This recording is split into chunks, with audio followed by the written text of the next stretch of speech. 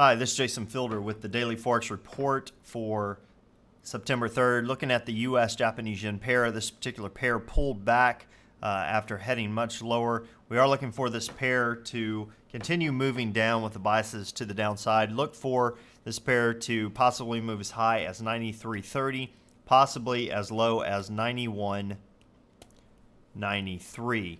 Look for some resistance around 93.09 and look for some support around 91.93 in this pair. Now, switching to the Euro USD pair, this particular pair closed down today after moving much higher, still definitely moving sideways. Look for this pair to potentially move as high as 144.35, possibly as low as 141.60. Look for some resistance around 143.41 and look for some support around 142.05 in this pair. Now, switching to the pound US dollar pair, this particular pair closed higher today, did move much higher but pulled back within the range. It is moving sideways with the bias that is sideways. We are looking for this pair to continue higher to 165.19, possibly down to 161.25. Look for some resistance around 163.75 and look for some support around 162.35. Now, switching to the US Swiss, this particular pair closed higher today, did move much lower, did not break some previous key support areas, but levels did get into the area of that support though before pulling back and closing higher. We are looking for this pair to continue moving sideways with a bias that is sideways. Look for this pair to move as high as 1.0677 and look for, that's not exactly right. Look for this pair to potentially move as high as 1.0700, possibly as low as 10476. Look for some resistance around 10677 and look for some support around 10561 in this pair. Now we had the Eurozone release their interest rate decision. It was held at 1%.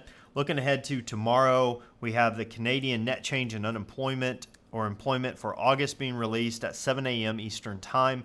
Consensus is things have dramatically improved from negative 44.5K to negative 20K, which would be really good news for the Canadian dollar. Now, the U.S. has their unemployment rate being released and their unemployment or their non-farm payroll being released for August. That's both at 8:30 a.m. Eastern Time. Consensus on the non-farm payroll looks like things have been improved from negative 247K to negative 230K, which could be good news for the U.S. dollar if it comes out better than that. As far as our unemployment rate, it's showing that it's crept up a little bit from 9.4% to 9.5%. Overall, we're hoping to see an improvement to the unemployment rate.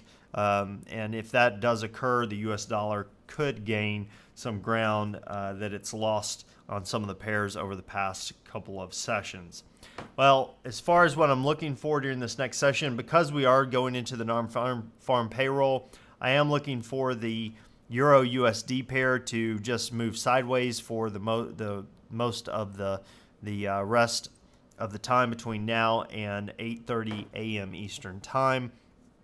As you can see, things have started to already become very narrow as far as the range, even though the Asian session has already opened. I mean, right now, over the past several hours, we have a 27 pip range, which is a pretty small range. Even if you took some of the highs before the market or as the market started slowing down, you're still around 39-40 pips, which is a very small range. We could see going forward that this flat line, so looking to use a counter trend strategy to do that.